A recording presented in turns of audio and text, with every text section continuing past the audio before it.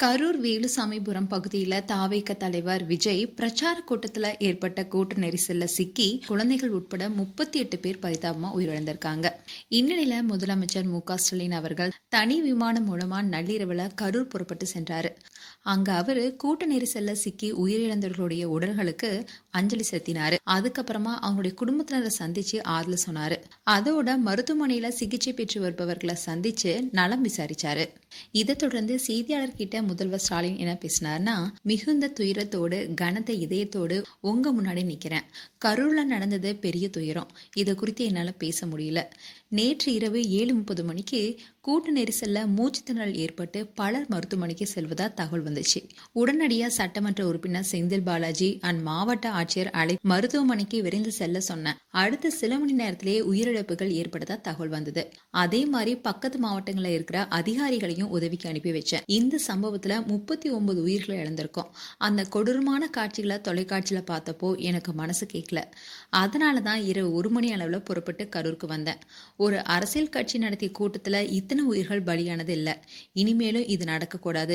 இறந்தவர்கள் குடும்பத்திற்கு 10 லட்சம், காயமடைந்தவர்களுக்கு 1 லட்சம் நிவாரணம் வழங்க உத்தரவிட்டிருக்கேன். அரசியல் நோக்கத்தோடு எதையுமே சொல்ல விரும்பல. ஆணையம் சொல்லும் அறிக்கை அடிப்படையில உரிய நடவடிக்கை எடுக்கப்படும். நீங்க யார் கைது செய்யப்படுவாங்கன்னு நீங்க கேட்கறதுக்கு எல்லாம் நான் என்ன உட்படுத்த தயாரா இல்லைன்னு சொல்லியிருக்காரு. மேலும் கரூர்ல என்ன நடந்தது என்பது குறித்து டிஜிபி அலுவலகம் விளக்கம் அளித்திருக்காங்க. அதுல கரூர்ல 10,000 பேரை எதிர்பார்ப்பதாக கூறிதான் தாவேகா அனுமதி பெற்றாங்க. அப்படி இருந்தாலும் முந்தைய கூட்டங்களை கருத்துல கொண்டு சுமார் 500 காவலர்கள் பணியமர்த்தப்பட்டாங்க.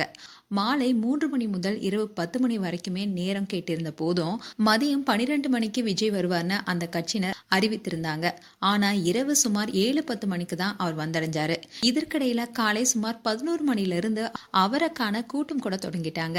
தாவேகா கேட்டிருந்த உழவர் சந்தை அண்ட் லைட் ஹவுஸ் ரவுண்டானா ஒதுக்கப்பட்ட வேலுசாமிபுரத்தை விட குறுகலானது. மேலும் வழக்கு பதிவு செய்யப்பட்டு கூட்ட நெரிசல் தொடர்பா விசாரணை நடந்துட்டு வருவதா கூறியிருக்காரு. அது மட்டும் இல்லாம பல உயிர் போனதுக்கான காரணமே கூட்ட நெரிசல் தான் சொல்லப்படுது. அதோட நடிகர் விஜய் பேசிட்டு இருக்கும்போது ஒருவர் மயங்கி விழும்போது பலரும் கத்திருக்காங்க. அதை பார்த்த விஜய் உடனே பேச்சு நிறுத்திட்டு அங்கிருந்தவர்களை தண்ணீர் பாட்டிலை எடுத்து வீச சொன்னாரு. உடனே வண்டி மேல இருந்து தண்ணீர் பாட்டிலையும் வீசினாங்க. இப்படி கூட்ட நெரிசல் ஏற்படும் போது பலருக்கு மூச்சு திணறல் ஏற்பட்டிருக்கு. அதோட மின்சாரமும் துண்டிக்கப்பட்டிருக்கு. கூட்ட நெரிசல்ல சிலர் கீழே விழுந்ததாகவும் அந்த சமயத்துல அவங்களுக்கு மூச்சு திணறல் ஏற்பட்டு உயிரிழந்ததாக கூறப்படுது.